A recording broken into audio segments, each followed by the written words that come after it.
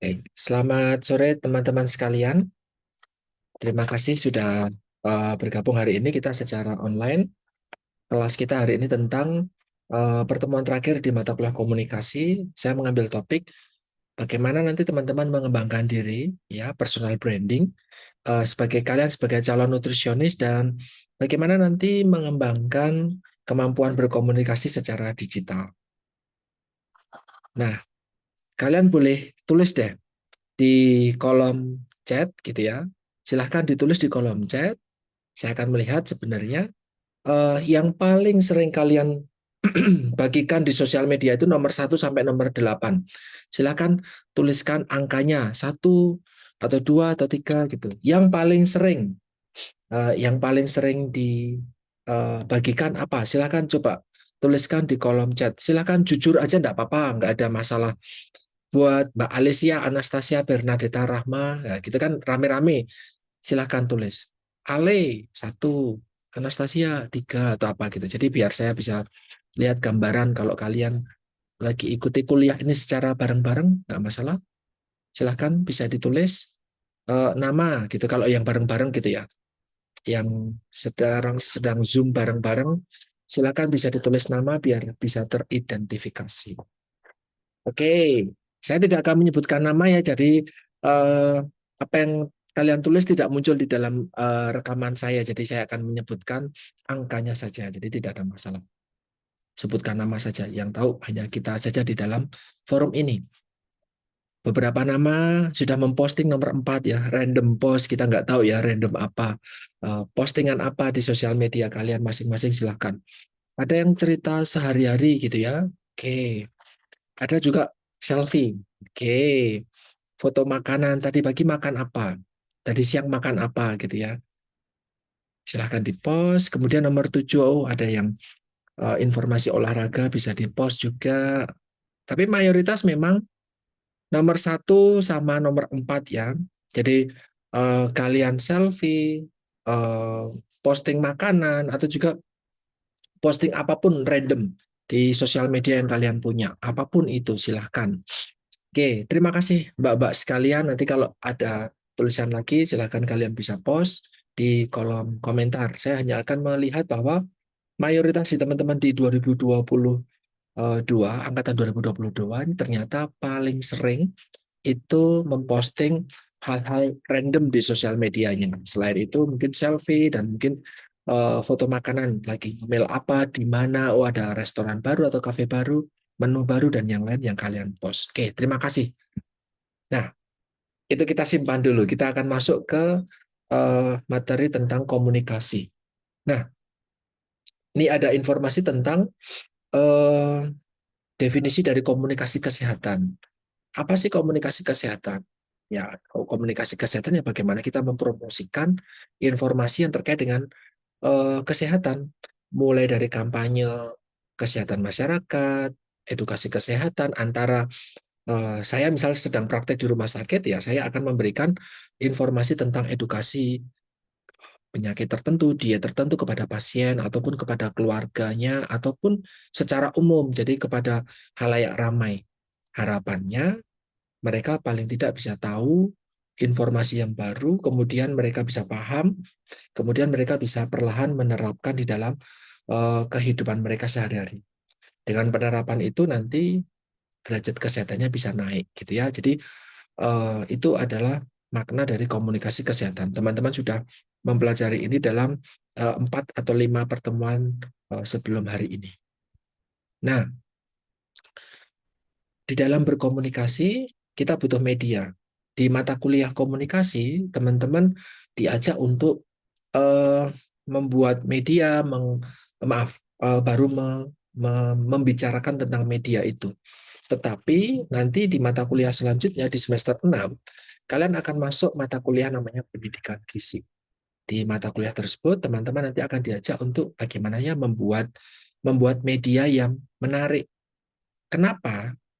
Karena kalau komunikasi tanpa media, tanpa alat bantu, akan banyak kendalanya. Gitu. Apa kendalanya? Misalnya seperti ini.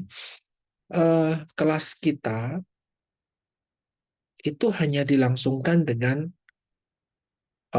voice call ya, ataupun dengan video call saja, ataupun dengan Zoom, tapi tanpa perantara seperti PowerPoint ataupun video dan yang lain. Tentu tidak begitu mudah. Kenapa?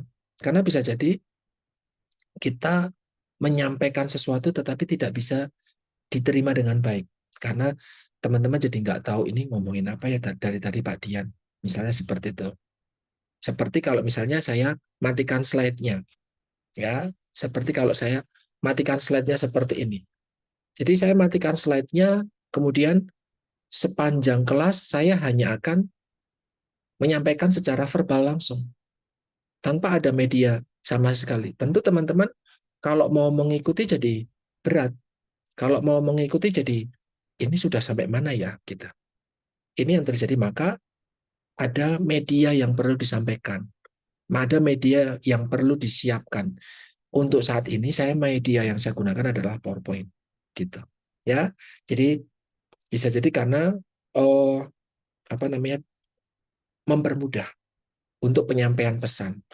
Yang kedua adalah kadang teman-teman sebagai calon nutrisionis, kalian belum mampu menyampaikan dengan baik apa yang menjadi maksud kalian.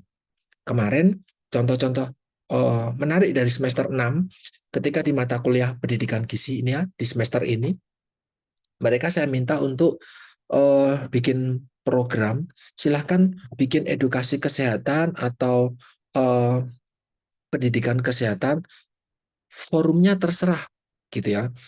Ada sekolah, posyandu, dan yang lain dan yang lain. Nah, untuk mempermudah, silahkan bikin media. Jadi kemarin ada kelas mata kuliahnya membahas tentang media. Nah, mayoritas hanya membuat media seperti leaflet, poster ya, sangat biasa. Beberapa teman-teman yang lain sampai medianya berupa makanan real. Jadi mereka masak, terus membawa makanannya. Nah, makanan itulah yang menjadi media. Jadi media itu tidak harus berupa poster atau leaflet, nggak harus. Tapi berupa berupa benda nyata pun bisa. Nah, mereka ada kelompok yang membuat media membawakan materi tentang hipertensi pada lansia. Ya, jadi di posyandu lansia mereka ngasih edukasi, topiknya tentang hipertensi. Tadinya eh, materinya mau disampaikan dengan leaflet, tapi kan teman-teman tahu yang namanya leaflet, saya nggak ada. Leaflet itu kan tulisannya kecil-kecil. Kalaupun ada gambar, gambarnya nggak begitu banyak. Nah,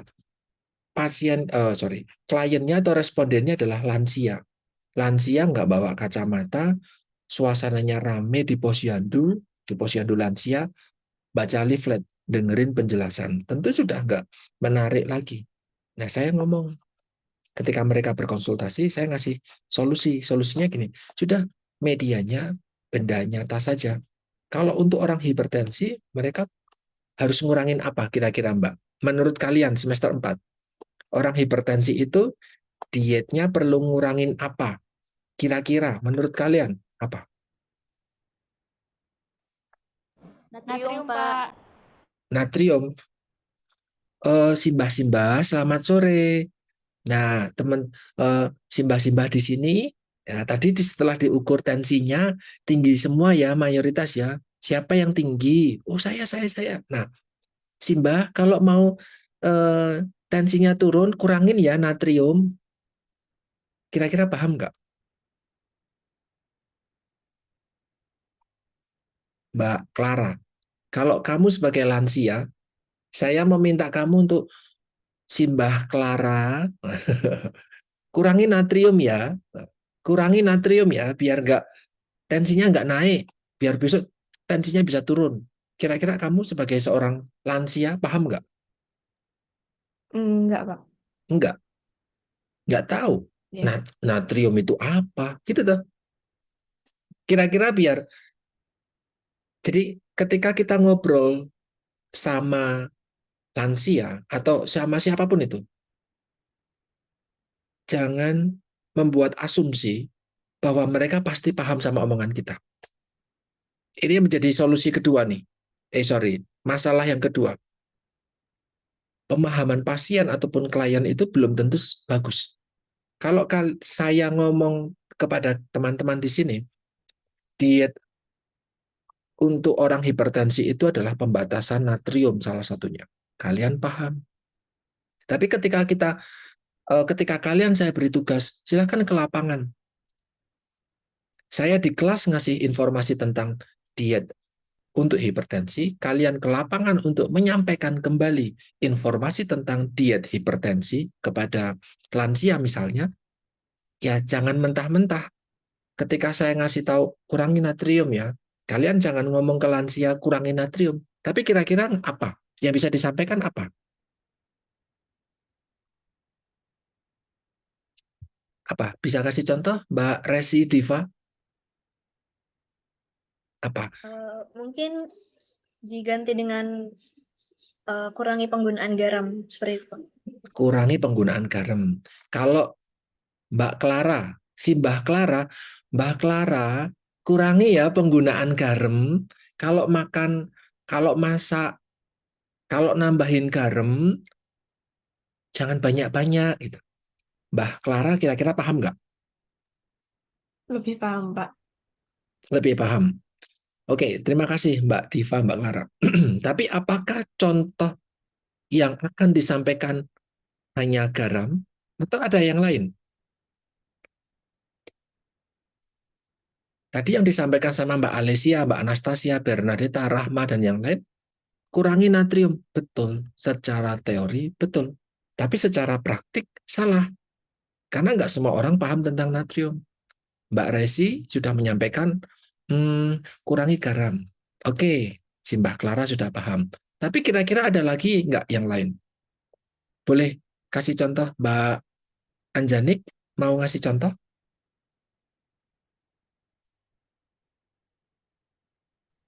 Mungkin makanan yang tinggi lemak, Pak. Apa misalkan? Ini ngarang nggak apa-apa. Salah nggak apa-apa, karena belum dapat mata kuliahnya. Tapi paling tidak bisa ngasih contoh. Coba. Misalnya kalau mau makan daging ya mungkin dagingnya aja, kulitnya enggak atau penggunaan minyaknya dikurangi. Oke, bisa. Kalau ngurangin lemak, nanti tensinya bisa turun loh. Lemak ada di mana? Nah, di kulit. Maka kemarin kalau dapat daging kurban, yang dimakan dagingnya aja. Kulitnya nggak usah ikut dimakan. Gajihnya nggak usah ikut dimakan. Nanti tensinya naik. Simbah Clara tensinya kan sudah tinggi barusan diukur. Misal kayak gitu. Tapi kalau terkait sama natrium tadi, Mbak Ale dan teman-teman itu kan sudah ngomong kurangi natrium. Apakah contohnya hanya garam atau ada yang lain misalkan?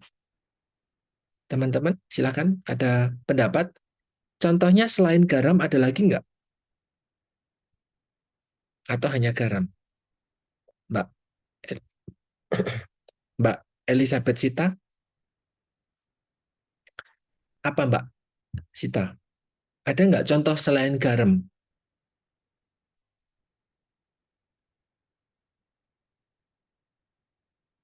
Atau Simbah Clara yang lain? Selain garam ada nggak makanan yang tinggi natrium? Ini kan semester 4 ya, berarti sudah dapat mata kuliah metap mikro. Apa contohnya? Jadi kalau kita ngasih tahu ke lansia, ya bukan cuman garam aja, tetapi ada bahan makanan lain. Gitu. Ada lagi nggak? Ada lagi? Apa? Kecap, micin Pak. Mungkin, Pak. Micin. Oke.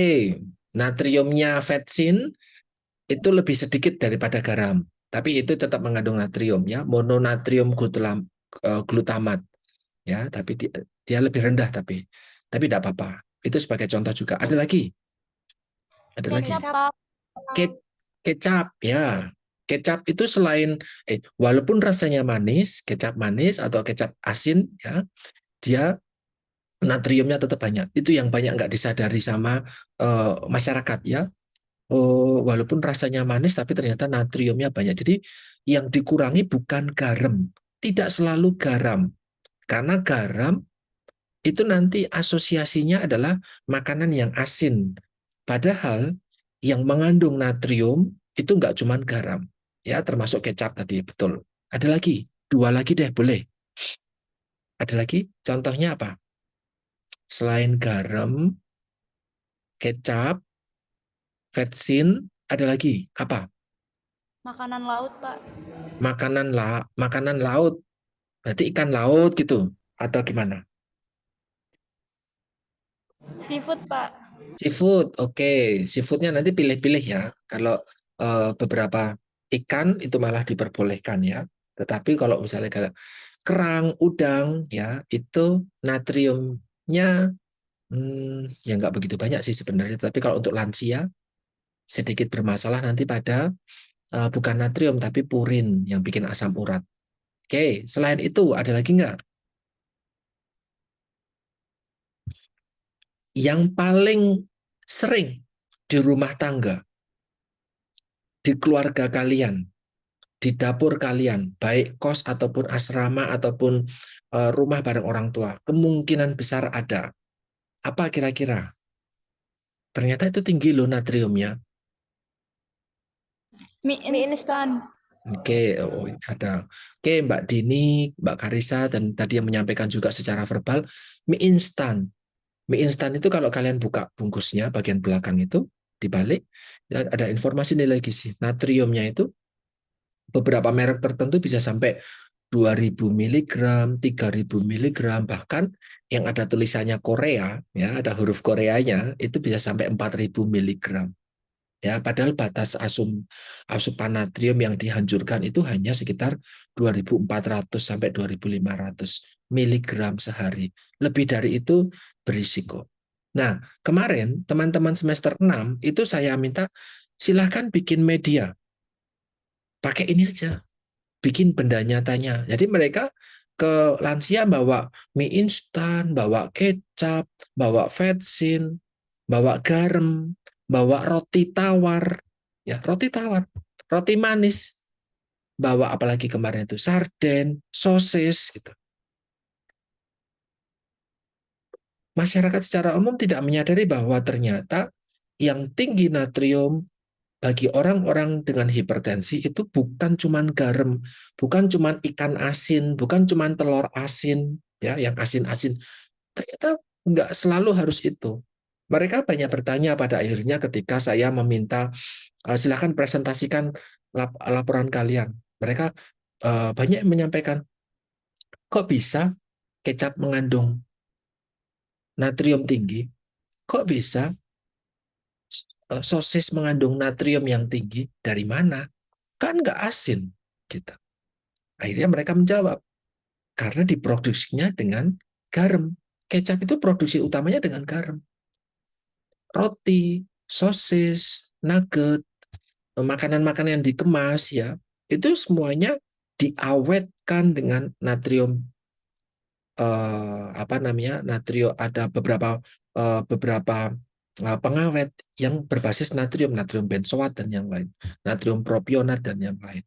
Jadi natrium itulah yang perlu dikurangi, bukan garamnya tapi natriumnya. Tapi bagaimana cara mengurangi natrium? Pakai garam.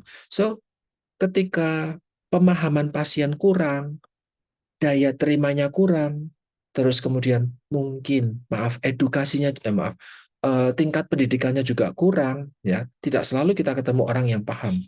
Maka sampaikanlah informasi biar sebaik mungkin. Salah satunya dengan media tadi.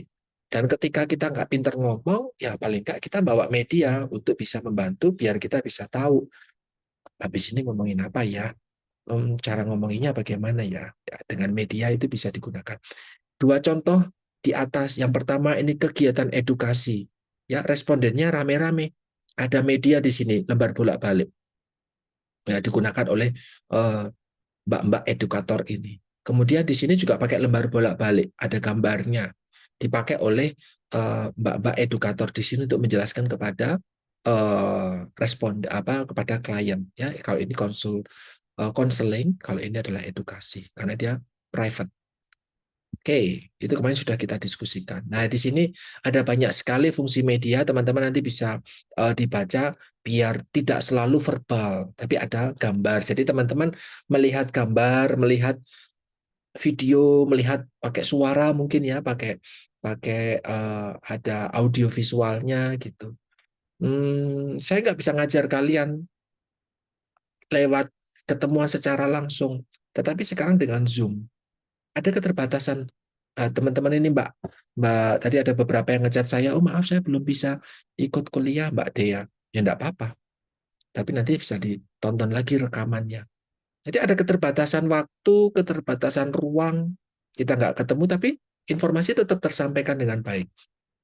Teman-teman, tadi saya kalau kalian memperhatikan, di awal saya bertanya, suara saya sudah jelas belum ya? Kalau pakai earphone lebih jelas atau sama saja ya? Nah, untuk untuk mengatasi keterbatasan terkait daya indera, ternyata suara saya nggak begitu jelas.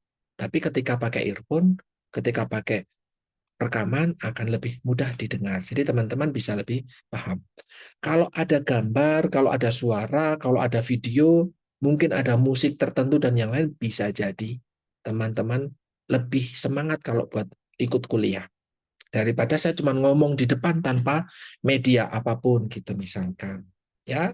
Dan yang paling penting ini nomor 5. Ketika kita memberikan edukasi ke banyak orang secara bersamaan, teman-teman di sini mulai dari Ale, Clara, Sita, Mbak Anjanik, Mbak Diva, dan semua teman-teman di sini mendapatkan informasi yang sama, mendapatkan rangsangan yang sama, mendapatkan pengalaman belajar yang sama. Karena saya ngasih contoh nih, kalian mendengarkan, menyimak. So, informasinya diterima bareng. Bukan kayak sekarang, misalkan ini tidak direkam ya, misalkan ini tidak direkam. Kemudian Mbak Clara menyampaikan kepada Mbak Dea yang sekarang sedang tidak ikut. Tadi kuliahnya Pak Dian ngomongin apa? Oh, ngomongin ini. Bisa jadi apa yang diterima sama Mbak Clara dan dia pahami, walaupun disampaikan ulang kepada Mbak Dea yang nggak ikut kuliah hari ini secara langsung, belum tentu akan sama. Karena sudah lewat orang kedua, orang ketiga, dan yang lain. Gitu. Jadi harapannya pada akhirnya kalian punya persamaan persepsi antara saya, yang saya maksud adalah ini, teman-teman juga paham. Ya, itu adalah pentingnya kita pakai media. Kalau di mata kuliah komunikasi, saya tidak meminta kalian membuat media. Tapi nanti di semester 6, saya akan meminta kalian secara mandiri bikin media. Medianya jangan yang biasa aja. Silakan media yang menarik buat orang buat belajar. Nah, ini yang saya bilang sebagai media yang biasa aja. Walaupun cost-nya gede banget. Ini mahal banget loh bikin poster, bikin baliho, apalagi pasang baliho seperti ini di pinggir jalan. Ketika saya di UPKI waktu itu, mau pasang baliho di Jalan Gejayan, ya arah Kolombo Gejayan ya, pertigaan makam Bethesda itu, ukurannya cuma segini, 60 juta. Wah, nggak bisa. Nggak ada anggaran segede itu untuk bikin baliho sederhana gitu. Nggak bisa. Nah, apakah saya mau lihat teman-teman, coba disampaikan. Di sini ya, ini ada kantor kecamatan. Ya, ada kantor kecamatan atau kantor puskesmas lah, terserah itu, saya nggak tahu. Kemudian bisa masangnya, ini bapak-bapak ini masang informasi, mari cegah stunting, ya pakai baliho gede seperti ini, bagus, rapi, cantik ya. Tapi jalan rayanya sini ini, jalan rayanya ini. Nah, kira-kira efektif nggak? Menurut kalian, informasinya efektif nggak? Sehingga warga kecamatan itu mendapatkan informasi tentang pencegahan stunting dengan, wah sangat optimal. Tanya sama siapapun paham. Wah gitu. Mbak Sita, menurutmu gimana? Kurang efektif, Pak. Kenapa? Karena itu kalau misalnya membelakangi jalan, itu nggak akan dibaca. Siapa yang tiba-tiba berhenti di situ terus selfie, terus membaca itu apa toh? Kayak orang baca koran gitu toh. Apalagi kalian Ya, bisa lihat informasi. Informasinya 1, 2, 3, 4, 5, 6. Ada 6 informasi. Yang pertama adalah penuhi gizi ibu hamil. Siapa yang naik motor? Weng. Itu nomor 2. Itu tulisannya ini, nomor 3 itu ini. Nggak ngerti akhirnya. Oke? Jadi belum tentu baliho segede itu bisa dipahami oleh orang. Belum tentu juga ketika orang lewat, itu tadi ngomongin apa baliho di depan kecamatan. Nggak tahu, baru dipasang Bapak. Itu kemarin saya tahu sih kalau masangnya, tapi informasinya apa nggak tahu. Belum sempat baca gitu. Kalau yang kedua, nih, ini di Tangerang, Mbak eh, Anjanik. Menurutmu gimana?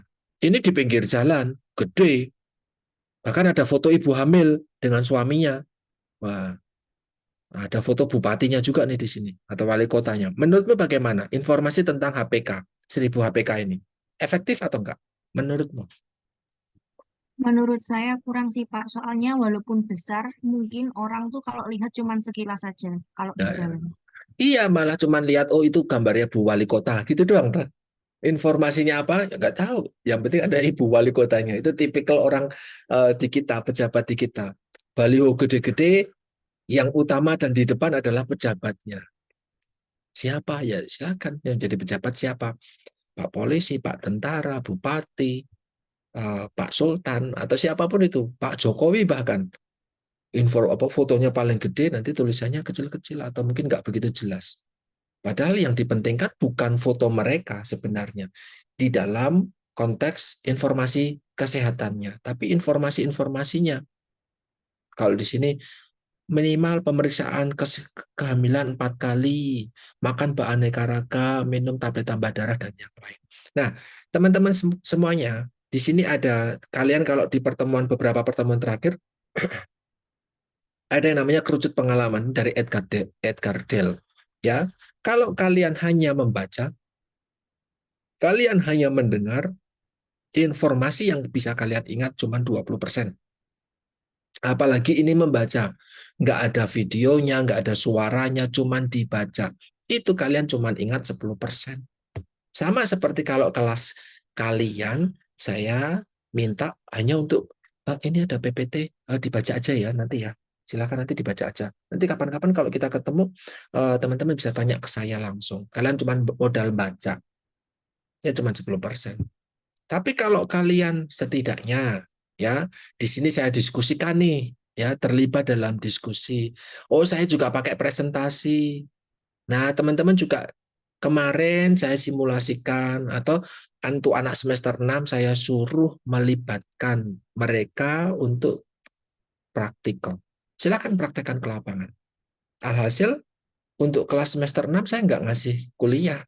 Saya nggak ngasih kuliah kayak gini, udah nggak lagi. Silakan ke lapangan, tak kasih tugas ini. Nanti setiap pertemuan, laporan. Silakan dilaporkan ke teman-teman. Oh, saya belum. Oh, saya sudah kemarin berhasilnya kayak gini. Pak, saya maaf, saya merasa gagal. Kayak gini kegagalan saya. Jadi mereka belajar dengan praktikal, terlibat dan berbuat secara langsung. Akan lebih paham. Saya nanya, media yang bagus kayak gimana pada akhirnya? Begini-begini Pak, Kak, menurut pengalaman kami begini, yang begini, yang begini, yang begini. Jadi saya nggak perlu lagi ngasih kuliah. Media yang bagus tuh kayak gini loh. Nah, itu nggak perlu lagi. So, teman-teman, semakin banyak organ yang kalian pakai, mata, telinga, mulut, tangan, dan kaki kalian ikut bekerja, tentu akan lebih paham. Apapun kuliahnya, apapun materinya, akan lebih paham. Ya, oke, nah ini adalah contoh eh, berbagai macam penyampaian informasi gizi yang pernah saya lakukan atau tetap saya lakukan di dalam waktu saya sebagai seorang pengajar siaran radio. Kan berarti cuman audio aja gitu ya. Nah, cuman audio aja. Artinya tidak direkam. Artinya kalau orang dengar radio tetapi cuman selintas aja, mungkin tahu informasinya cuma separuh karena nggak ngikutin dari awal. Ini ngomongin apa sih? Muter-muter radio, wah ada diskusi nih, wah nggak begitu, eh, masih ada masalah gitu ya, karena nggak ngikutin dari awal. Kemudian edukasi atau informasi kesehatan berikutnya adalah saya lakukan juga bareng teman-teman nih di sini di Gunung Kidul. ya dengan teman-teman perawat di Gunung Kidul saat itu ke Posyandu Balita. Wah, informasinya rame-rame nih. Atau ini waktu itu saya di SMA Stella Dus masih apa edukasi sama teman-teman SMA di Stella Dus waktu itu. Atau sama teman-teman lansia ya di Posyandu Lansia mereka tak ajari informasi waktu itu tentang diabetes. Nah, saya juga bawa benda nyata, tapi di belakang lagi disiapin sama mahasiswa, ya bawa makanan. Itu semuanya lewat fisik waktu itu. Ini ketika pandemi. Saya ngomongin soal COVID saat itu. COVID masih uh, isu. COVID itu cuma ada di Cina waktu itu. Tapi ternyata sampai di rumah kita bahkan. Ya, kalau saya melakukan kayak gini terus-menerus, capek. Saya harus ke SMA, ketemu banyak orang, harus ke lansia, nyiapin LCD, noto kursi, bawa snack buat mereka, bahkan ngasih uang transport untuk beberapa yang membantu, atau kalau di sini saya harus bawa meja, kursi, ngasih undangan, aduh, waktunya, kadang saya nggak bisa bagi waktu, capek, butuh uang, butuh tempat tersendiri, saya harus nyewa tempat, dan yang lain. Dan pesertanya tentu terbatas. Kalau di sini, ini paling cuma 40 orang. Kalau di kelas, saya cuma 30-40 orang. Di Posyandu Balita, 19 orang, 20 orang, hilir mudik, nggak ada yang menetap. Di radio, nggak tahu yang dengerin saya berapa. Ya, pesertanya terbatas. Dan informasinya juga jangka pendek. Siapa yang merekod radio? Siapa yang mendengerin dan mencatat di radio? Siapa lansia di sini yang bawa buku catatan? Nggak ada. Ibu hamil ataupun ibu dengan balita ataupun teman-teman sekolah di Steladus, mana ada yang bawa catatan ketika saya ngomong? Nggak ada. Sehingga informasinya cuma sepintas aja. Oh, ada orang yang ngasih tahu informasi ini. Ayo ikutin yuk. Yuk ditonton. Yuk ditanya, jawab. Nah, gitu aja. Informasinya jangka pendek. Dan kadang hal-hal tersebut saya menilai masih kurang efektif, walaupun tetap dilakukan biar ada keep in touch sama teman-teman yang ada di lapangan. Maka dari itu sekarang ini tidak bisa lagi hanya menggunakan edukasi secara tatap muka, secara langsung, ketemuan secara langsung. Ada baiknya memang, tetapi ada banyak sekali keterbatasan yang saya sampaikan tadi di sini.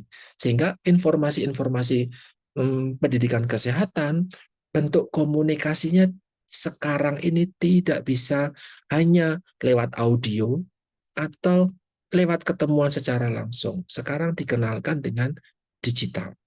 Saya memberikan informasi saat itu ketika PowerPoint ini dibuat gitu ya.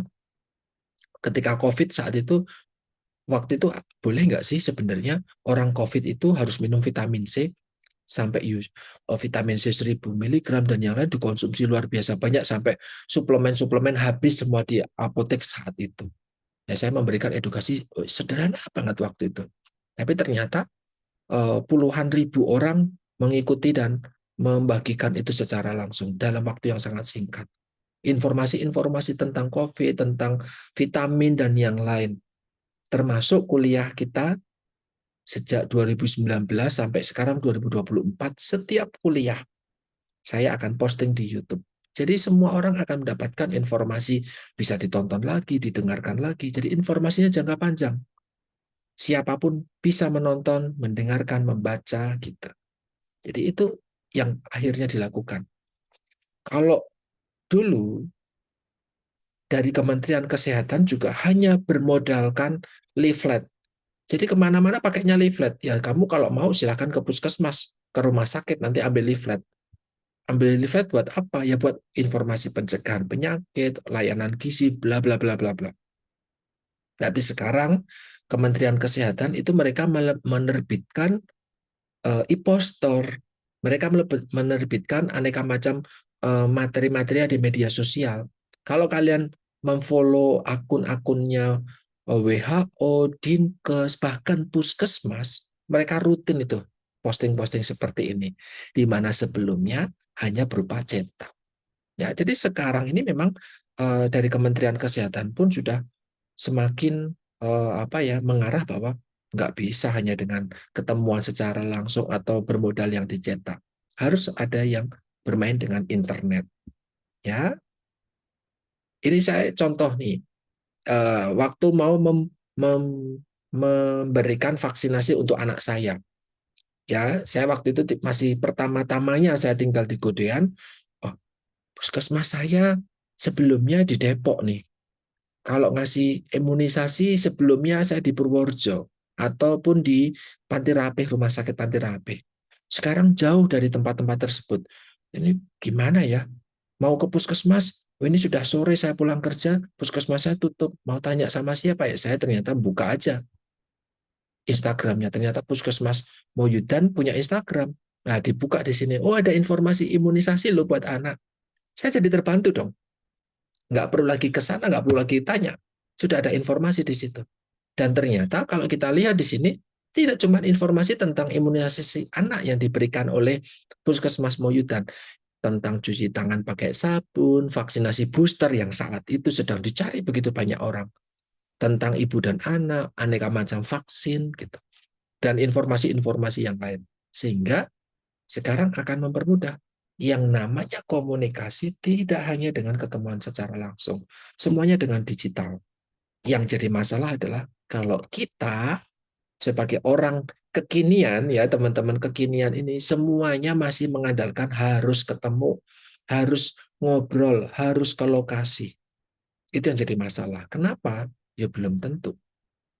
Puskesmasnya buka, ada dokternya, ada perawatnya dan yang lain. Ya, langsung cari. Ini informasi ketika saya pribadi ya, mencari informasi sekarang nggak perlu ke Voskes. Tinggal cari sosial medianya. Gitu.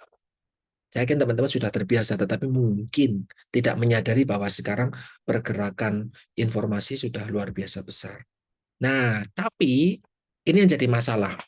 Ya, pernah melihat orang ini ya, tidak perlu kita sebut namanya. Ya, beberapa waktu yang lalu dia menyampaikan nih diet X. Nah, saya sebut X aja. Dia bilang, saya turun loh 25 kilogram. Ada yang pengen turun berat badan sampai 25 kilogram di anak semester 4?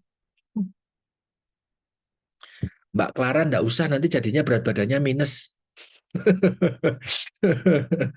Oh, tapi kalau ketika beberapa waktu yang lalu kita ngobrolin soal di kelas kalian ya, kalau nggak salah ya, soal mau turun berat badan betul ya di kelas kalian ya, saya tanya ya.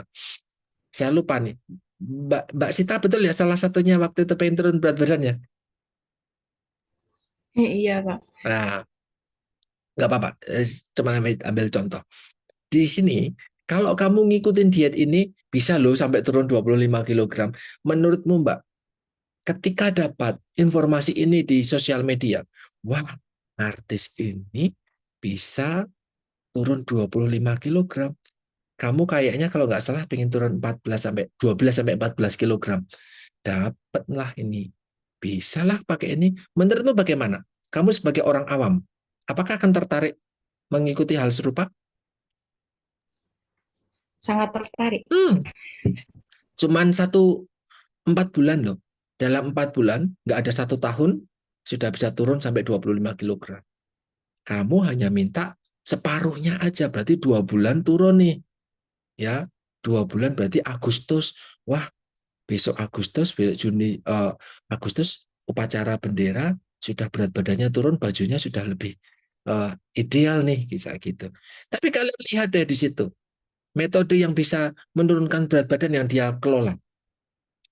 Nggak usah makan sayur, nggak boleh telat waktu makan. Kalau sudah di deadline jam 2 siang makan, mau tidak mau jam 2 harus makan. Setiap jam 2. Minum air putih 3 liter. Tidur 8 jam. Padahal kalian tugasnya banyak banget ya. Ya, begadang sampai malam, bangunnya pagi banget ya. Jalan kaki 45 menit, padahal kosannya deketnya minta ampun ya. Bolak-balik kos kampus sampai 45 menit. Misalnya gitu. Kurangi minyak, gula, dan yang lain. Ini contoh pembagian waktu makannya. Jam 9 pagi makan ya, tentu kalian telat kuliahnya. Jam 12 makan siang, kuliahnya baru selesai. Jam setengah 4 camilan sore, ini masih kuliahnya Pak Dian. jam 7 malam makan malam, jam 9 makan malam. Nggak boleh makan, nggak boleh icip-icip, dan yang lain nggak boleh, nggak boleh, nggak boleh, nggak boleh, nggak boleh. Nah, ini jadi trending saat itu. Nah, media sosial memberikan informasi yang ternyata orang-orang seperti Mbak Sita sangat tertarik jadi mengikuti hal ini. Walaupun pada artis tersebut itu berhasil, belum tentu di Mbak Sita bisa turun. Ternyata turun beneran 14 kilogram. Habis itu kita jenguk Mbak Sita di rumah sakit. Kenapa? Oh, sakit ini, sakit itu, sakit ini, sakit itu. Tapi kan turun tuh. Iya sih, turun, tapi buat berdiri nggak bisa, lemes dan yang lain. Ini dampaknya, ya. Ternyata bikin BAB-nya susah, konstipasi, jantung berdebar, bla bla bla bla bla. Ya, so selain informasi tadi disampaikan bahwa puskesmas, vaskes harus menyampaikan pelayanan kesehatan, informasi kesehatan apapun itu, mereka juga perlu meluruskan tentang informasi yang ada di masyarakat.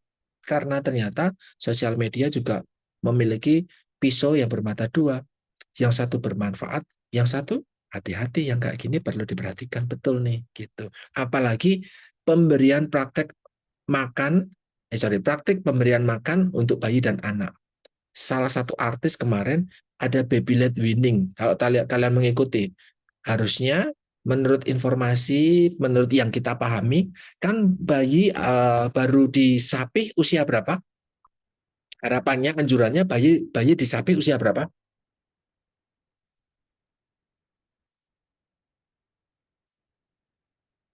Mbak Resi Diva, bayi disapih usia berapa Mbak Res?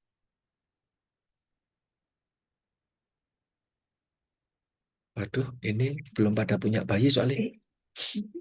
Mungkin 2 tahun, Pak. Disapih loh. Disapih itu artinya apa? Mbak Clara bisa tahu. Arti disapih itu apa Mbak Clara? Mulai apa namanya nggak berpatok sama ASI gitu loh Pak. Jadi ada MPASI-nya gitu. Mulai usia berapa berarti? 6 bulan. 6 bulan, bukan 2 tahun ya. Kalau 2 tahun berarti dalam 2 tahun hanya minum ASI. Ya toh? Disapih itu artinya dia selama 6 bulan pertama hanya mengonsumsi ASI, anjurannya gitu ya. Tapi setelah 6 bulan dikenalkan sama makanan baru. Nah, itu namanya disapih. Nah, salah satu artis waktu itu di Instagramnya, dia menyampaikan bahwa untuk anak saya disapih di usia 2 bulan. Gitu, kalau kalian ngikutin. Ini cara menyapinya kayak gini, sudah dikasih apa namanya wortel kukus, yang dipotong-potong, dan yang lain. Biarin dia makan, padahal baru 6 bulan. Ya belum bisa lah. Finger food. Itu baru bisa diberikan nanti. Setelah 9 bulan, hampir 1 tahun, baru diberikan finger food. Atau bahkan mungkin di atas 1 tahun. Sebelumnya jangan dulu. Ada konsistensi makanan, bentuk makanan yang perlu diperhatikan betul. Nah, sayangnya informasi-informasi tersebut, mulai dari berat badan, penanganan penyakit, tahu nggak saya itu bisa sembuh hanya dengan minum air yang dicelup batunya dari Padepokan sana, sembuh semua penyakit saya. Ayo kita ke sana, gitu. Itu kalau itu diinformasikan sama influencer, artis dan yang lain, banyak banget orang yang akan mengikuti hal tersebut. Nah, ini yang jadi perlu diluruskan. Nah, jadi informasi kesehatan itu bisa disampaikan lewat media sosial. Media sosial juga bisa dijadikan sebagai komunikasi antara kita, ya, teman-teman sebagai calon nutrisionis ke klien kalian, ke pasien kalian, ke orang-orang di luar sana. Silakan dilakukan komunikasi tersebut. Tetapi ini saya garis tebal, ya. Tetapi teman-teman tidak boleh menggunakan testimoni sebagai informasi. Ya, itu berhubungan dengan etik kesehatan, ya, etik profesi kita. Misalkan teman-teman di sini, ya, teman-teman 2021, 2022, maaf. 2021 apa 2022 ya? 2022. Saya punya metode diet yang baik. Kemarin saya bisa menurunkan Mbak Sita loh. Dia bisa turun sampai 13 kilogram hanya dalam waktu 2 minggu saja. Betul ya Mbak Sita? Nah, kemudian, iya betul, saya mengikuti dietnya Pak Dian bisa turun. Mari ikut dietnya Pak Dian. Itu enggak boleh.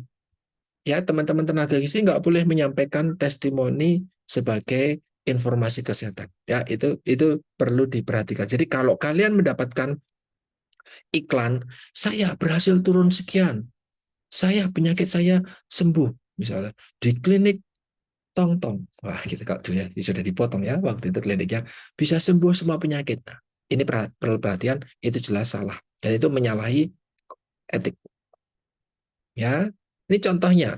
Media sosial menjadi interaksi antar tenaga kesehatan. Jadi kita, ini masih menjadi PR banget teman-teman. Saya mengakui betul bahwa tenaga gizi, baik yang junior ataupun yang senior, menutup diri, tidak mau untuk kolaborasi, enggan, malu, minder untuk ngobrol dengan dokter. Itu saya akui betul. Dimanapun, saya merasa ini masih menjadi tantangan. Saya tidak tahu nih buat teman-teman di semester 4 karena kalian belum berpraktek di rumah sakit. Tetapi yang saya lihat baik kepada mahasiswa praktik ataupun kepada tenaga gizi yang sudah bekerja, jarang sekali saya menemukan tenaga gizi ataupun mahasiswa gizi yang mau membuka diri, mau berkomunikasi, mau ngobrol, mau diskusi, bahkan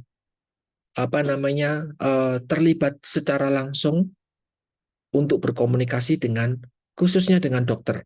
Kalau dengan perawat, sering saya dapat itu informasi wajar. Tapi kalau dengan dokter sangat jarang banget. Ketika saya tanya, kok nggak mau ngobrol sama dokter atau kok nggak diskusi sama dokter sih kalau di rumah sakit ini, kenapa? Banyak teman-teman gizi, wah saya minder dengan dokter, saya cuman lulusan S1, wah gitu. Saya cuman lulusan D3, saya malu kalau ngobrol, gitu. Ikut aja deh sama omongan dokternya. Dokternya nyuruh makan apa, nyuruh membatasi apa, diikuti saja ya. Saya ngikut aja deh gitu. Nggak mau diskusi.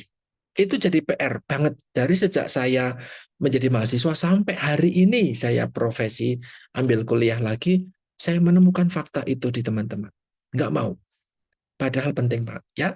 Dan ini saya ambil membuka diri untuk ngobrol dengan spesialis kebidanan dan kandungan ya SPOG, ada Dr. Riri dan Dr. Sofati. Kalau teman-teman tinggalnya di Blora, di Klaten, saya yakin kalian kenal dengan beliau. Karena beliau dokter-dokter yang cukup terkenal di daerah Blora dan Klaten sana ya.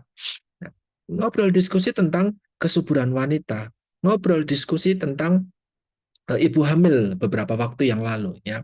Dan di event-event lain yang saya tidak tampilkan di PowerPoint ini. Tetapi ini menjadi media yang baik, menjadi kesempatan yang baik bahwa kita bisa loh berkolaborasi, berkomunikasi, menggunakan sosial media dengan tenaga kesehatan yang lain.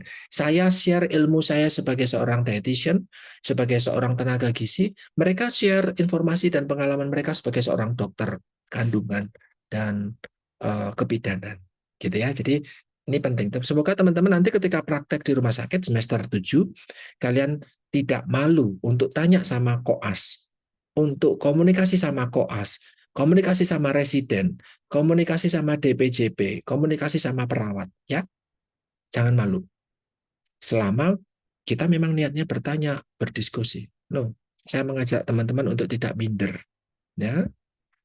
Nah, kita simpan itu sebentar. Kalau tadi banyak dari teman-teman lebih banyak membagi informasi tentang random post di sosial media, tentang foto makanan atau selfie kalian, coba deh tulis di kolom chat. Kalau nanti 2 tahun lagi, 3 tahun lagi, kalian lulus kuliah, kalian mau jadi apa? Yang berhubungan dengan gizi tapi ya. Tapi kalau tidak berhubungan dengan gizi ya sudah beda lagi urusannya. Ini ada 11 klaster pekerjaan. Kalian mau nomor 1, silakan tulis saja. Kalau yang kumpul-kumpul, tulis nama sama pilihan, 1, 2, atau sampai 11. Nomor 1, itu menjadi pengawas di industri makanan. Boleh di catering Garuda, boleh di industri kayak Indofood, Nestle, dan yang lain. Ya, industri pangan besar. Terus kemudian bisa menjadi ahli gizi untuk atlet, gitu, atau pendamping gizi di puskesmas, atau jadi dosen kayak saya, nomor 4, atau menjadi peneliti, atau mau jadi orang di dinas kesehatan, di pemerintah, gitu. Nanti di pemerintahannya Pak Prabowo ada makan siang gratis, makan pagi gratis. Wah, kalian mau mengelola itu boleh. Kalian mau jadi di lembaga swadaya masyarakat, di NGO, mau ke WHO, boleh. Kemudian mau buka praktek gizi mandiri, boleh, tapi kalian harus dietitian dulu kalau itu.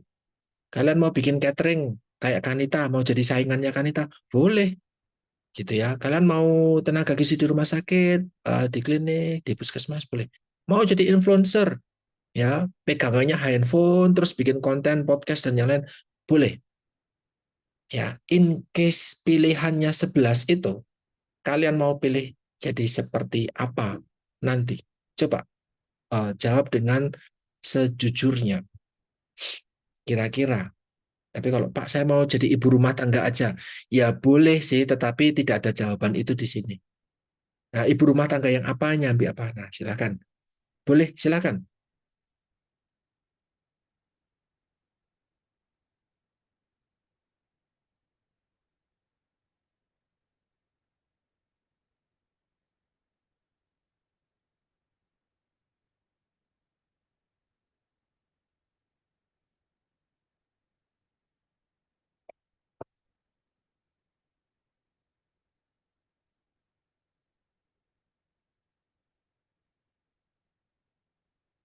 Coba di kolom chat, apa masih berpikir, masih bingung dengan pekerjaan kalian?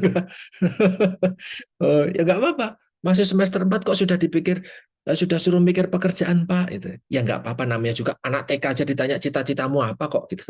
Anak, semakin tua kita, ternyata kalau disuruh tanya cita-cita atau harapannya, semakin bingung ya. Berbeda dengan anak-anak kecil mau jadi apa gitu. Mereka langsung paham.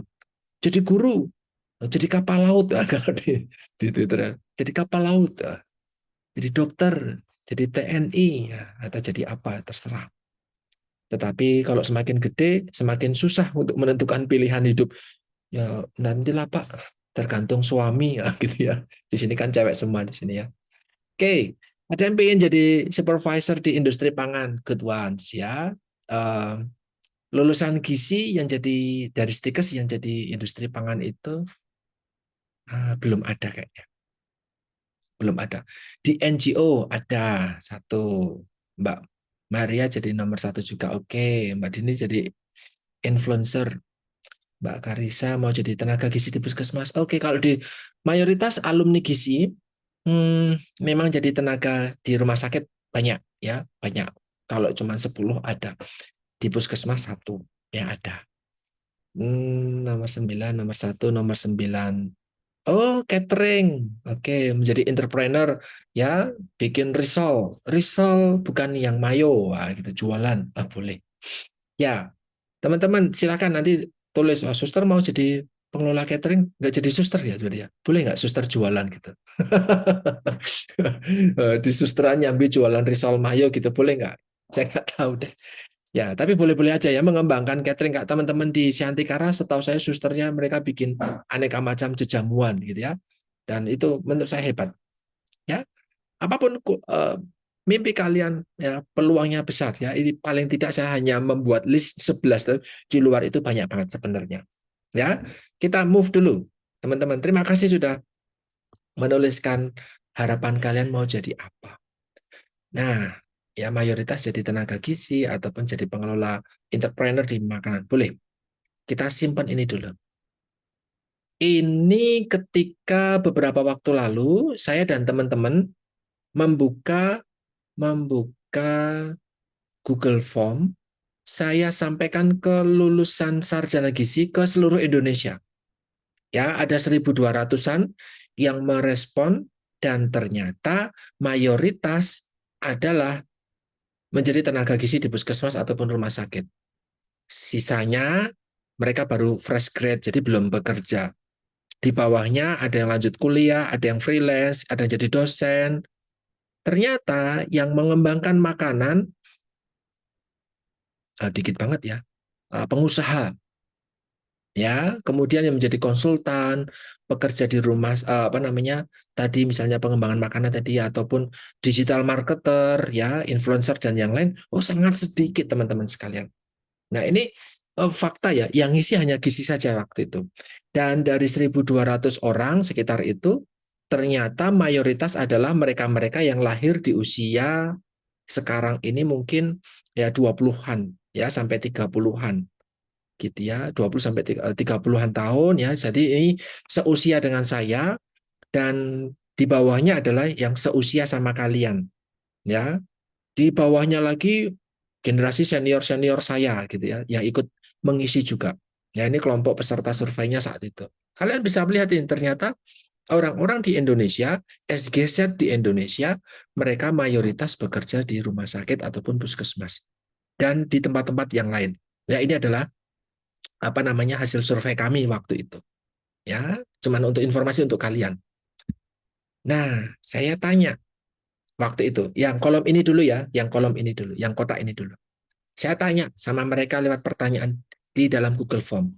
Hey, dimanapun kalian bekerja sekarang, di rumah sakit, puskesmas, influencer, atau manapun, kalian yakin atau tidak dengan pengembangan karir kalian sendiri di masa mendatang? Kalian ada keraguan atau kalian ada kegelisahan atau tidak? Ternyata lebih dari separuh mereka gelisah. Kayaknya saya nggak yakin dari pekerjaan ini. Kayaknya dengan bayaran cuma segini, nggak tahu nih saya. Sementara ini tak jalani aja dulu deh. Nah, gitu. Itu ternyata banyak. Lebih dari separuh menyampaikan kegelisahan mereka. Hanya di bawah 20% saja yang menyampaikan mereka tidak gelisah dari 1.200 orang yang mengikuti saat itu. Kemudian kami melanjutkan pertanyaannya, kalau kamu gelisah, apa sih yang menyebabkan kamu gelisah? Yang menyebabkan kamu merasa karirmu itu tidak begitu bagus? Yang merasa karirmu kok kayaknya gini-gini terus ya? Ternyata teman-teman boleh dilihat nih di sini. 5 penyebab utama itu adalah dirinya sendiri. Ya, kalian dilihat nih. Orang-orang di gizi tidak mau tidak memiliki jaringan, tidak memiliki koneksi, tidak memiliki hubungan dengan pejabat-pejabat, pimpinan, rekan kerja yang hebat, teman-teman yang hebat. Kenapa? Karena cuma maunya kerja sendiri. Jadi betul ketika saya menemukan informasi bahwa sama dokter aja nggak mau diskusi kok, apalagi untuk hal yang lain. Nggak ada jaringan, nggak ada konektivitas dengan tenaga kesehatan lain. Karena apa? Menutup diri. Itu satu. Di bawahnya, ternyata nggak paham sama potensi dirinya masing-masing. Ya sudah, saya gini aja lah. Nggak tahu kalau kamu itu pinter. Nggak ngerti kalau kamu kalau bikin produk itu enak. Nggak ngerti kalau kamu tuh ada masalah itu tangguh. Oh, aku kuat nih. Nggak ngerti tentang hal itu. Menutup diri, nggak mau pakai informasi, nggak bisa dapat informasi, nggak pede, minder, dan nggak bisa ngobrol berkomunikasi dengan efektif. Ini real yang masih menjadi masalah sama tenaga gizi di Indonesia. Ya, di bawahnya ada punya kebiasaan yang kurang baik, ada kadang informasi pekerjaan sekarang tidak sesuai dengan identitasnya, bahkan masyarakat dianggap underestimate, ya tidak, gizi buat apa. Nah, itu mungkin masih ada yang merasa seperti itu dan yang lain. Tetapi mayoritas adalah dari dirinya mereka sendiri.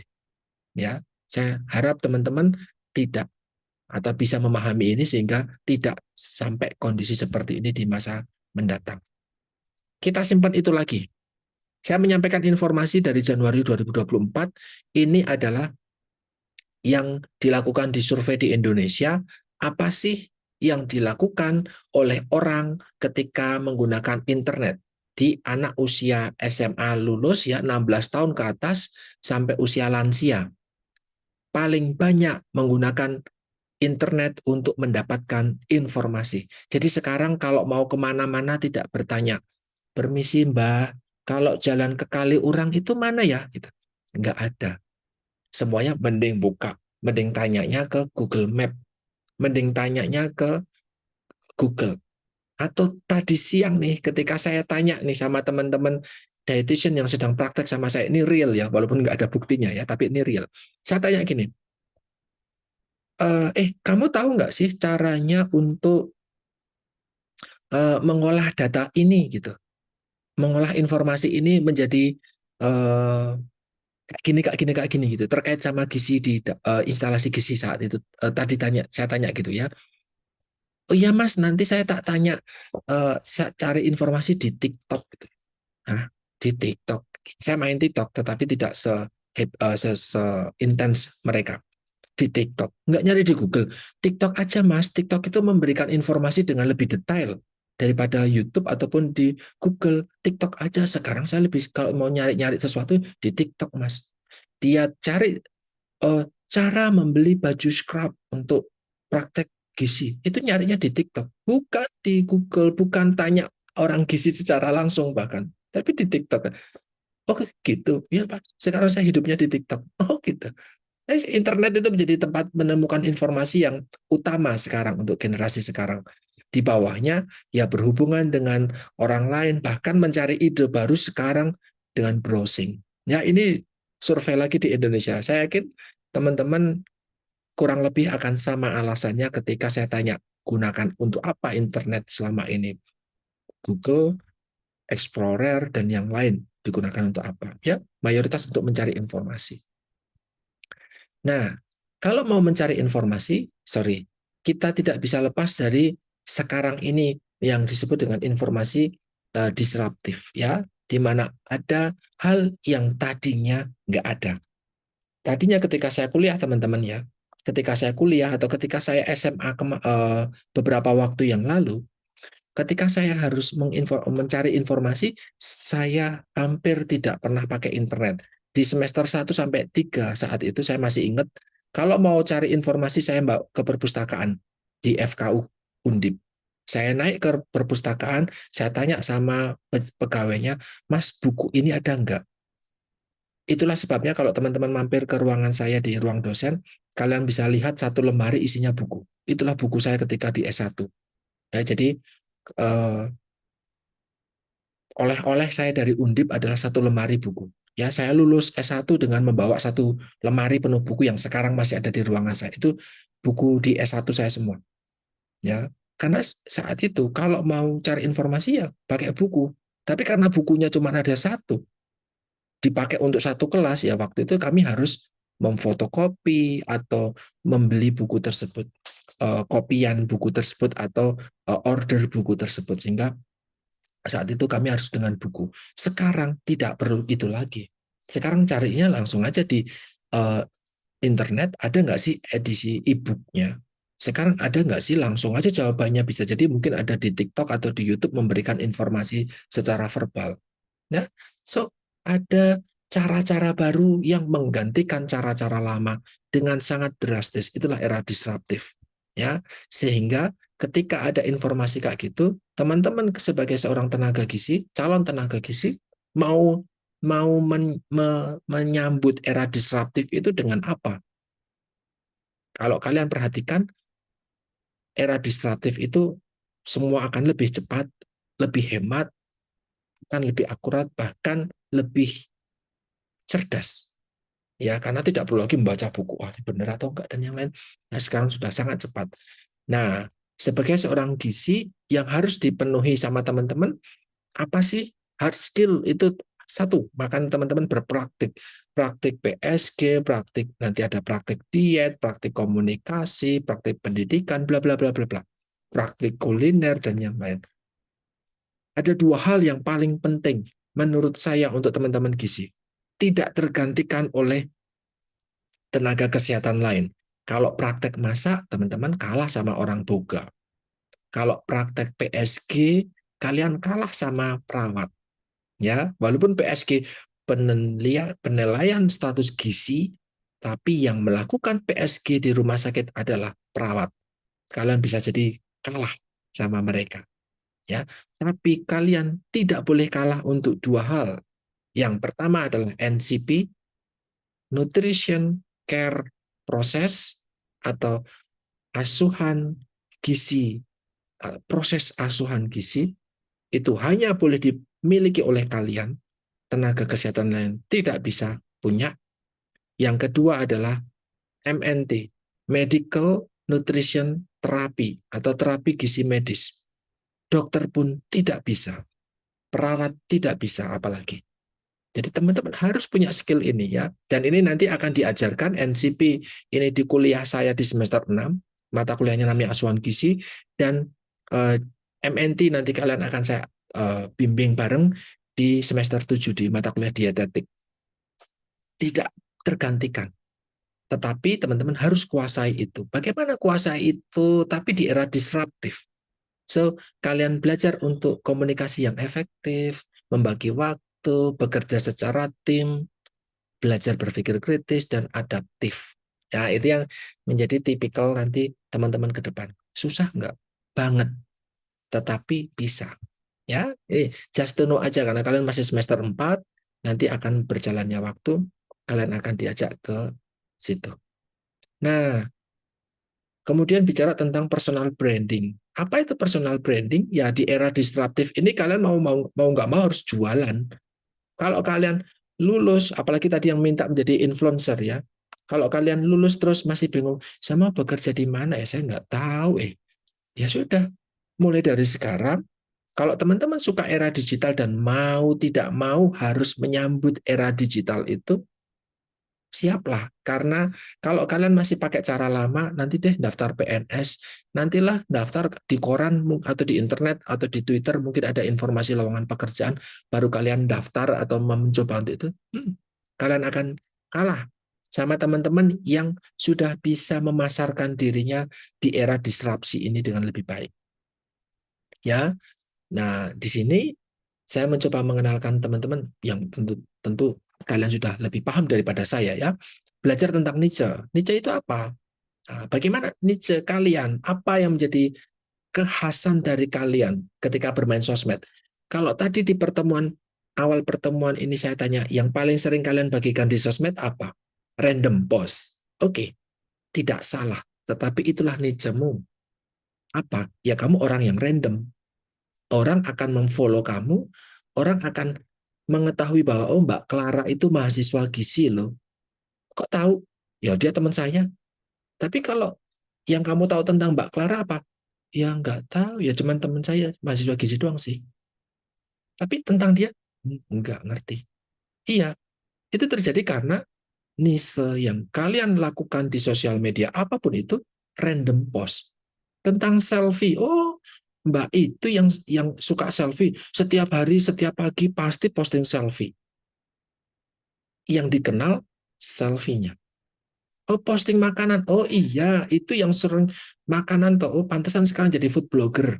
Karena dia suka banget foto makanan, setiap makan di foto. Sarapan pagi ini, harganya sekian, kalorinya sekian, misalnya gitu ya. Ini bagusnya untuk diet ini, misalnya kayak gitu. Maka orang akan mengenalmu sebagai seorang food blogger atau nutrition blogger yang sering membagikan foto makanan, tapi ada tambahan-tambahan tertentu. Nah, apa yang mau kalian jual dari kebiasaan atau kesukaanmu? Kalau cuma selfie, selfiemu menjual atau enggak? Kamu meminta, kalau di Twitter ya, traktir ID. tapi isinya kadang selfie-selfie yang mengarah ke hal-hal yang kurang baik ya. Apalagi terus traktir, terus ada beberapa konten ketika saya buka ternyata isinya adalah mereka-mereka menjual fotonya dirinya sendiri. Tetapi itulah niche-nya mereka, memasarkan dirinya mereka seperti itu dan membuat citranya seperti itu. Dia dikenal sebagai seorang yang seperti apa sih? Gitu. Itulah citra diri di mata orang lain. Kalau kalian belum mengenal itu, ya nggak popo juga. Artinya kalian belum masuk era disrupsi. Artinya kalian masih hidup di era tradisional, era konvensional, gitu. Salah nggak? Nggak salah. Tetapi tidak sesuai zaman aja. Ketika nanti kalian sudah waktunya untuk bekerja, mencari rezeki, mencari pendapatan, kalau kalian masih seperti ini, ya mungkin nggak dapat atau dapat dengan seadanya, gitu ya. Jadi itu adalah mau tidak mau sekarang kita masuk di tempat itu. Dan sekarang selain ada citra, ada rating. Saya baru tahu tadi siang bahwa kalau rating rating kita merating Gojek kan biasa ya, Mbak ya. Eh, Teman-teman dapat dapat driver ngasih rating berapa itu kan biasa ya, bener ya. Sudah paham lah tentang hal itu. Oh, Gojek ini ratingnya 4 atau 5 gitu ya. Atau kalau mau beli sesuatu di e-commerce, rating toko ini sekian sudah biasa. Jujur Li, saya baru tahu tadi siang bahwa kita sebagai user itu juga ada ratingnya. Teman-teman ada yang sudah tahu itu?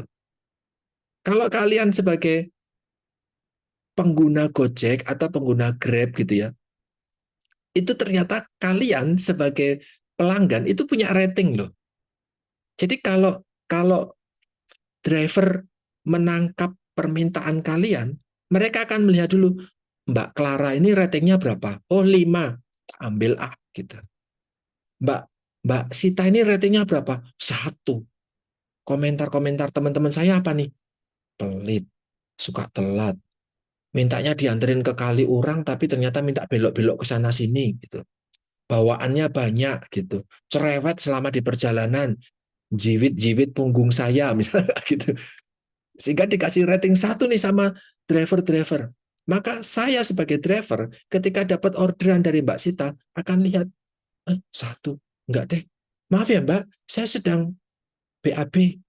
Kalau mau nunggu 1 jam lagi, gitu. Cari alasan biar saya tuh menolak kamu. Mbak cancel aja deh Mbak gitu.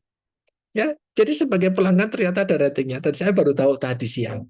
Ya, kalau teman-teman sudah tahu ya mungkin silahkan gitu ya. Di sini nih ada driver dikasih bintang 1 sama perempuan. Kenapa? Ternyata drivernya minta Mbak. Harusnya panggil saya non atau Pak gitu. Atau Kak gitu. Jangan panggil saya Mbak. Memang saya Mbak gitu. Itu ternyata ada yang tega ya memberikan nilai 1 hanya karena disapa sebagai Mbak gitu. Itu menarik. Nah, ini artinya apa? Ya sekarang branding itu menjadi sesuatu yang menarik. Ya, teman-teman bagaimana cara membranding diri? Silakan ini. Ada yang kalian kenal, orang lain kenal atau harapkan dari kalian dan yang lain ya pilih brand kalian di sini.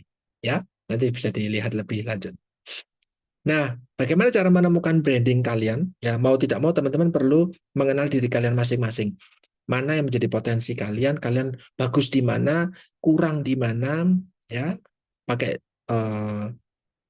SWOT ini ya, strength atau kekuatan, kelemahan, kesempatan sama tantangan di masa depan. Nah, ini silakan di mata kuliah strategi belajar ya 2 tahun lalu saya sudah menyampaikan ini ke teman-teman, dibaca lagi, didengar lagi atau dicoba lagi karena sampai hari ini pun ketika saya di dietitian kami tetap harus melakukan analisis diri ya di sini kalau bisa otentik lah ya.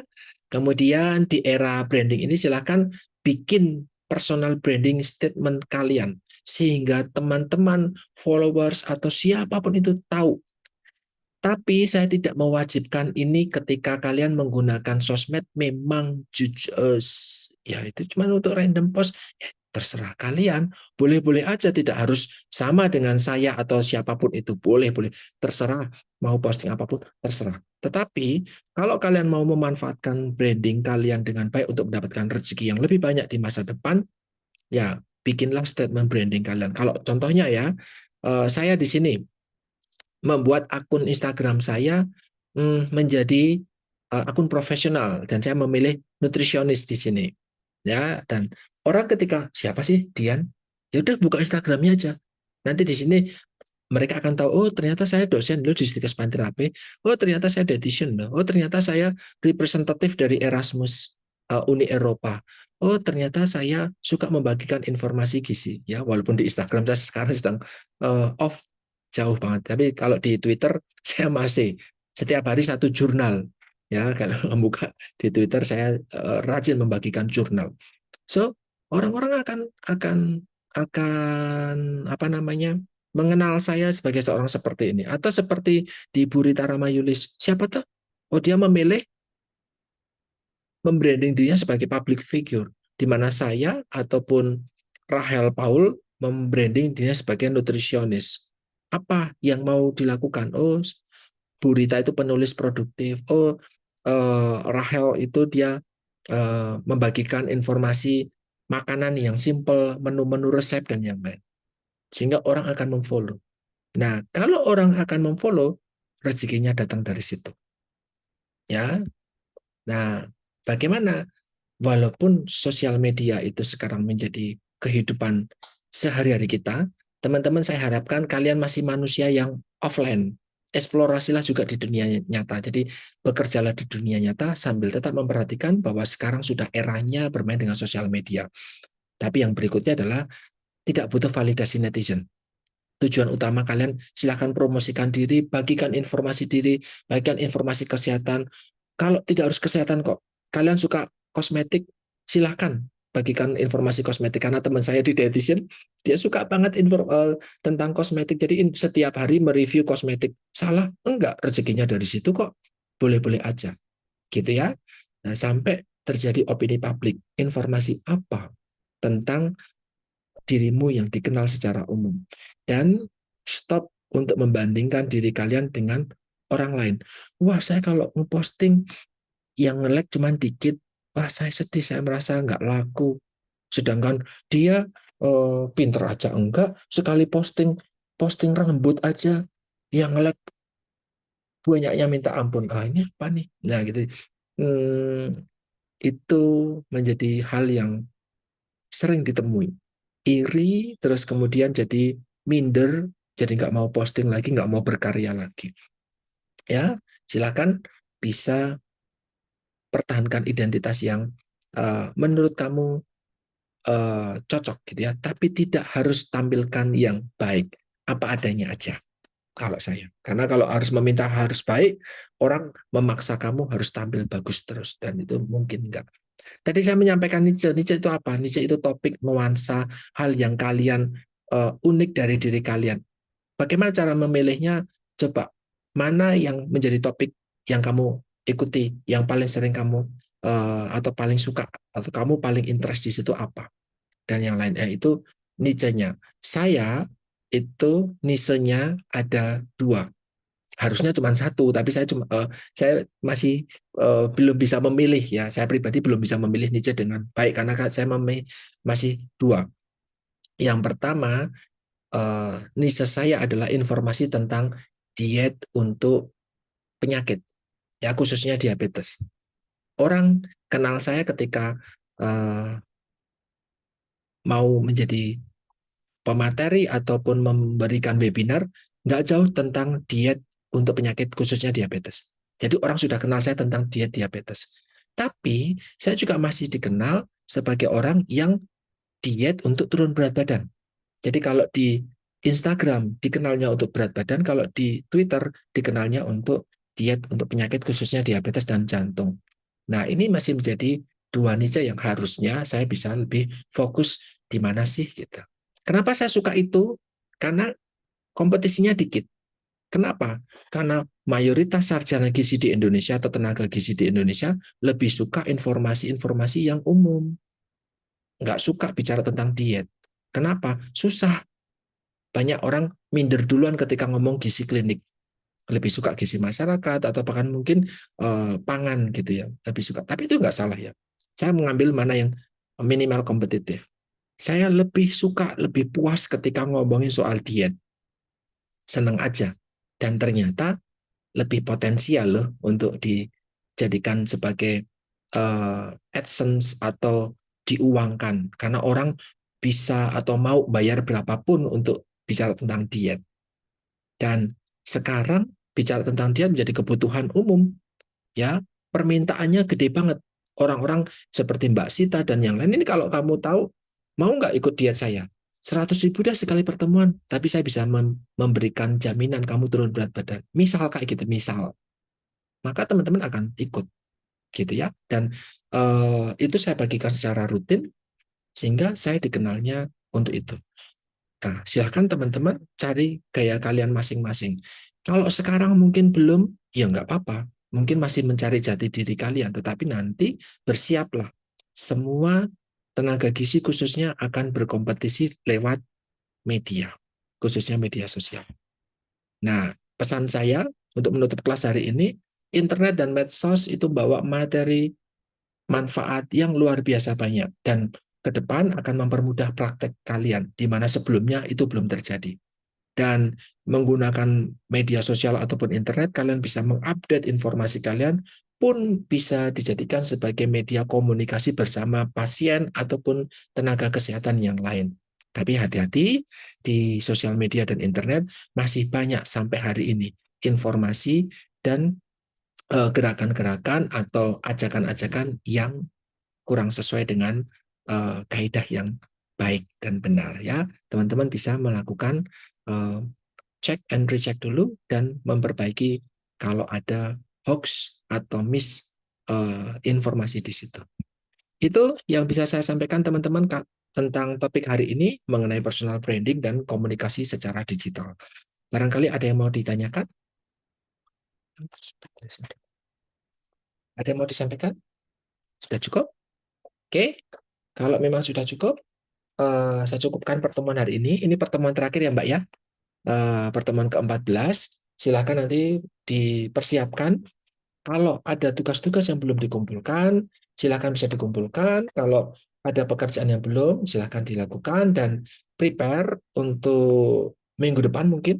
Monggo nanti bisa PJ bisa sampaikan ke saya kapan ada waktu luang untuk kalian bisa ujian ya, untuk ujian UAS. Jadi biar bisa ujian lebih dulu sehingga kalian bisa prepare untuk mata kuliah yang lain persiapannya bisa lebih baik ya. Itu yang bisa saya sampaikan hari ini. Terima kasih selama 7 pertemuan dengan saya, 7 pertemuan dengan dosen dari Sanata Dharma, 14 pertemuan kita di mata kuliah komunikasi. Saya mohon maaf kalau selama kita berdinamika ada banyak sekali kesalahan atau saya meminta untuk reschedule karena kegiatan saya yang lain di praktek profesi dietitian. Matur nuwun, selamat sore, berkah dalam untuk kita sekalian. Terima kasih. Selamat sore, Terima Pak. kasih, Terima Pak. kasih, Pak. Terima kasih, Pak.